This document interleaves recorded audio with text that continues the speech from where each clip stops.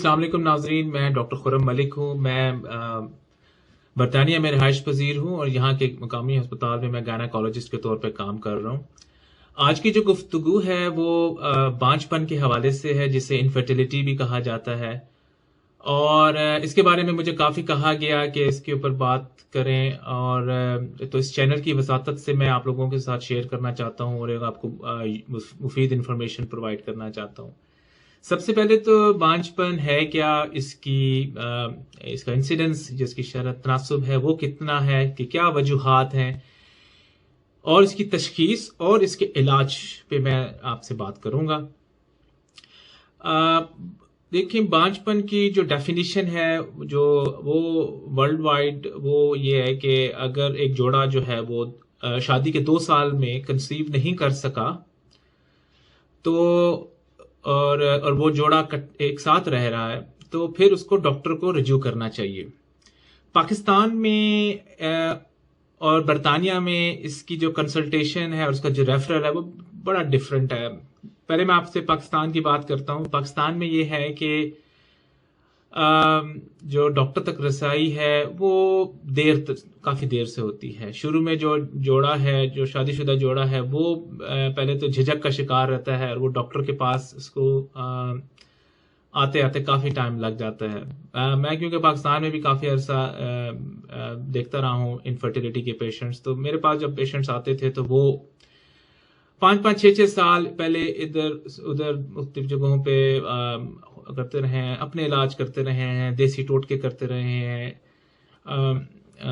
जो हमारे मर्द हजरात जो होते थे वो हकीमों से भी इलाज कराते रहे हैं, जो कि हिकमत पे मैं बिलीव करता हूँ। और फिर वो उसके बाद एक गायनेकोलॉजिस्ट या फर्टिलिटी स्पेशलिस्ट के पास आते हैं। बरतानिया में स्ट्रिक्ट क्राइटेरिया है कि 2 साल से पहले आपको गायनेकोलॉजिस्ट का रेफरल नहीं मिलता, और उसके बाद जो है वो आपकी एज और मुख्तलिफ चीज़ों को देखा जाता है, और अगर आप उस क्राइटेरिया पे फिट होते हैं तो फिर आपको गायनेकोलॉजिस्ट को रेफरल मिलता है। और उसके बाद जो है मैं आपको इसका शरह तनासब बताता हूँ कि हर 7 में से एक जोड़ा जो है वो इसका शिकार है, जो कि खासी आई वुड से कि इंसिडेंस काफ़ी ज़्यादा है। अब इसकी वजूहात में 3 बुनियादी वजूहात हैं। पहले नंबर पर यह है कि जो ओवरी, जिसे अंडादानी कहा जाता है, वहां से एग का रिलीज ना होना। दूसरे नंबर पर जो रास्ता है अंडादानी से बच्चेदानी तक, जो from the ovaries to the uterus, उस रास्ते में रुकावट होना। तीसरे नंबर पर जो मेल पार्टनर है, जो मर्द है, उसके जरसूमे का ना होना या कम तादाद में होना। चौथे नंबर पर जो है वो बाद दफा सब कुछ ठीक होता है लेकिन इसकी कोई वजह नहीं मिलती, उसे हम कहते हैं अनएक्सप्लेन्ड इनफर्टिलिटी। अच्छा, इसके बाद कुछ रिस्क फैक्टर्स हैं जो कि एक डायरेक्ट कॉज तो नहीं, लेकिन इनका एक लिंक है, एक ताल्लुक है, जिसमें सबसे पहले तो मैं बताता हूं कि एज का कम या ज्यादा होना, कम तो नहीं ज्यादा होना, यानी कि एज अगर 35 से ज्यादा है तो कंसेप्शन रेट वो कम होता है, यानी कि हमल होने का जो चांस है वो कम हो जाता है अगर पहले बिल्कुल ना हुआ। दूसरे नंबर पर जो वजन है वो उसका बहुत ज्यादा होना या उसका बहुत कम होना। बाकी वजूहात में जैसे है सिगरेट नोशी है, उसका भी एक लिंक है कि वो जो मेल पार्टनर है उसमें जरसूमों को अफेक्ट करते हैं, और किसी हद तक वो ख्वातीन में भी जो है वो कंसेप्शन को रिड्यूस करते हैं। काम है, ऑक्यूपेशन किस तरह का है, एक्सपोजर ऐसी तो नहीं है कि अगर आपके इलाके में आपका ऐसी जगह पे काम करते हैं जहां वो रेडिएशन से एक्सपोजर हो रहा हो या कोई केमिकल से हो रहा हो, ठीक है, और कोई ऐसी अद्वियात हैं जो कि ली जा रही हैं और जिनका डायरेक्टली इनडायरेक्टली अफेक्ट है फर्टिलिटी के ऊपर। तो ये कुछ रिस्क फैक्टर्स हैं जिनको कंसिडर हमेशा किया जाता है। और اس کے بعد اب میں آپ بتاؤں گا کہ اس کی جو تشخیص ہے وہ یہی ہے کہ سٹیپ بائی سٹیپ ہے کہ یہ جو میں نے آپ کو 3 مین کازز بتائی ہیں کہ ایگ کا نہ ریلیز ہونا، اور یا ایگ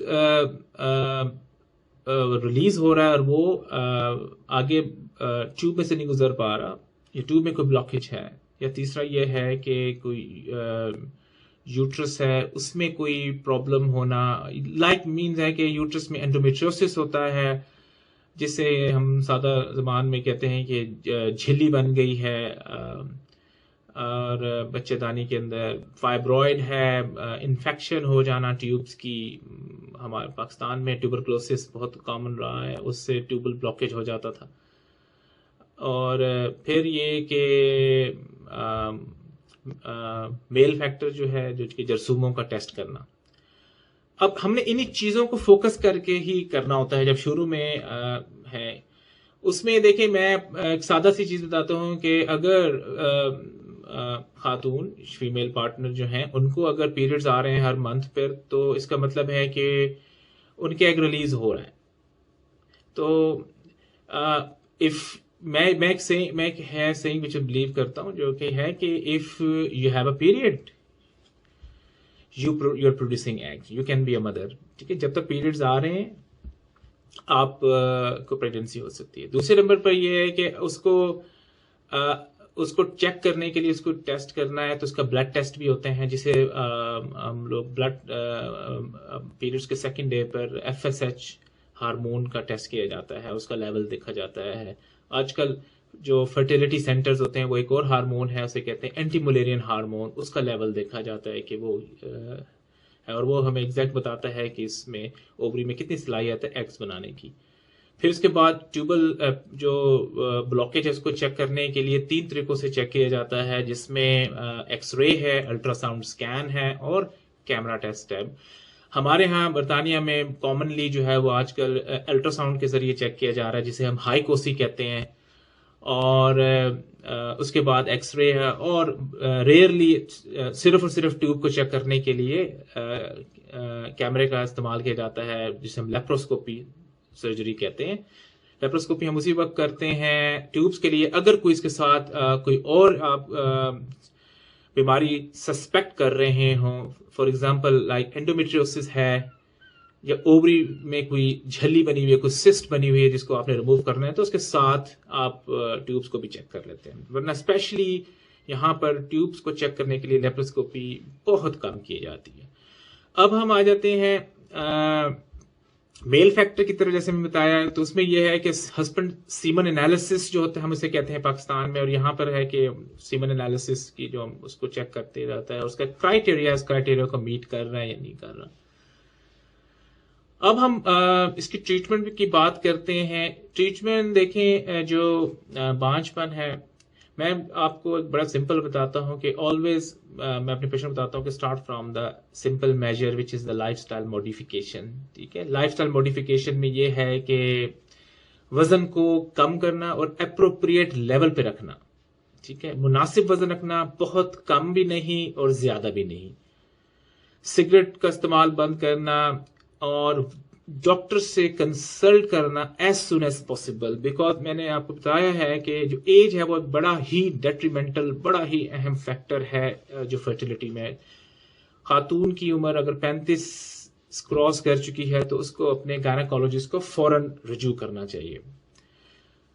اچھا، اب اس میں باقی جو میں نے آپ کو بتایا کہ ایکسپوئر ٹو دا ورک ہے، کس طرح کے کوئی دوائیاں کس طرح سے کھا رہی ہیں، ان کو کرنا، اگر کوئی ہے سمجھتے ہیں کہ یار آپ کسی ایسے علاقے میں ہیں جہاں پہ لگتا ہے کہ کوئی ہیزرڈ ہے یا ریڈیشن ہے، تو اس کو اوائڈ کرنا۔ دوسرا یہ کہ اپنی ادویات پہ نظر ڈالنا کہ میں کوئی ایسے کہ ادویات کا استعمال تو نہیں کر رہا اور کر رہی کہ جس میں میری فرٹیلیٹی افیکٹ ہو سکے۔ اس کے بعد دوسرے نمبر پر جو طریقہ ہے وہ ہم اسے کہتے ہیں اوولیشن انڈکشن۔ اوولیشن انڈکشن دیکھیں یہاں پر برطانیہ کے معاشرے میں ایک پہلا سٹیپ ہوتا ہے جو کہ یہاں کے جنرل پریکٹیشنر بھی آپ کو سٹارٹ کرا سکتا ہے. اس کے لیے ادویات یولی جو اوولیشن انڈکشن ہم اس لیے کر رہے ہیں کہ اگر ہم سمجھ رہے ہیں کہ یا تو انڈا جو ہے وہ اووری میں وہ نہیں بن رہا یا وہ بن رہا ہے تو وہ ریلیز نہیں ہو رہا, تو اس پروسیس کو اوولیشن کہتے ہیں. اور اوولیشن انڈکشن مینس کہ اوولیشن کو سٹارٹ کرنا. اس کے لیے ادویات دی جاتی ہیں جو کہ ایک بڑی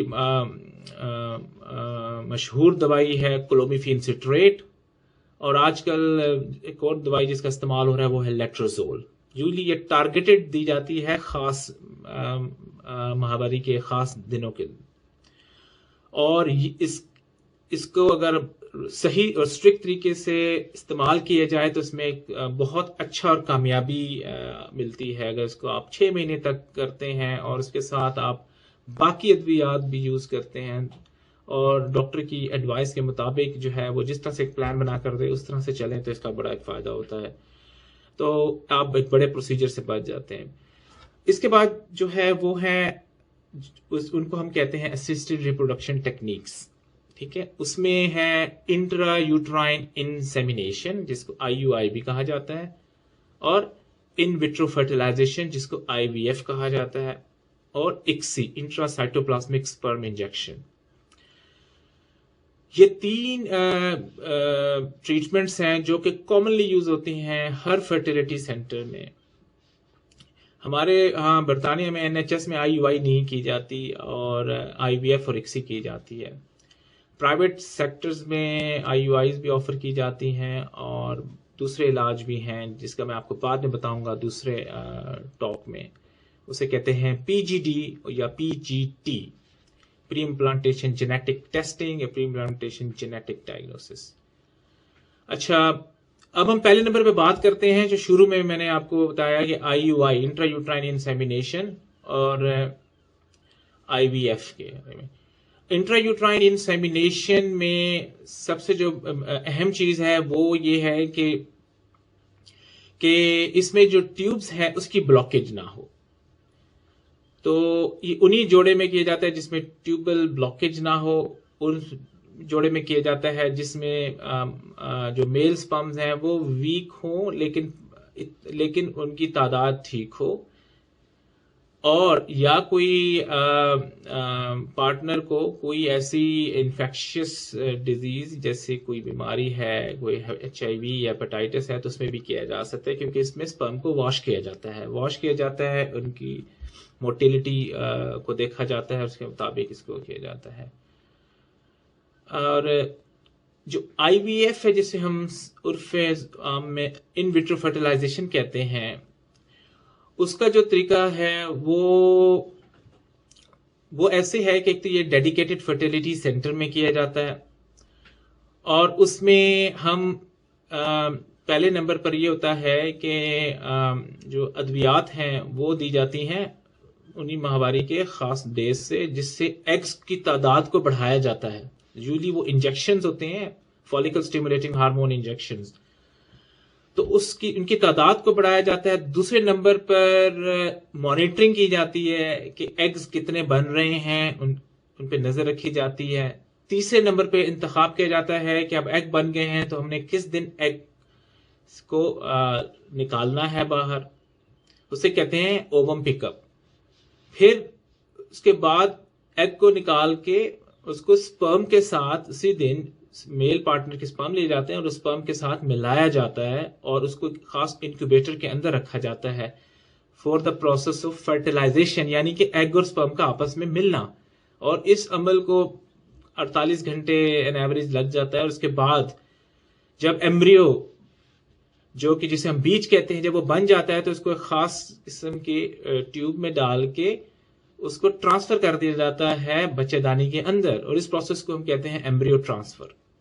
اور پھر آخر میں ہم کچھ ادویات دیتے ہیں جس سے ہم اس کی امپلانٹیشن میں ہیلپ کرتے ہیں, یعنی کہ وہ جو بیج بنا ہے اس بیج نے جڑ پکڑنی ہے. تو اس سارے عمل کو ان وٹرو فرٹیلائزیشن کہا جاتا ہے, یعنی کہ اس کو ٹیسٹ ٹیوب بیبی بھی کہا جاتا ہے کیونکہ یہ ہم نے ایمبریو یا بیبی جو ہے یہ لیبورٹری میں بنایا ہے اور اس کو واپس اندر رکھا ہے. اچھا ناظرین, اس کے بعد ہمارا ٹائم ختم ہو رہا ہے، تو ہم اگلی دفعہ بات کریں گے اکسی کے اوپر، اور جو پری امپلانٹیشن جینیٹک ٹیسٹنگ ہے یہ کیا ہے.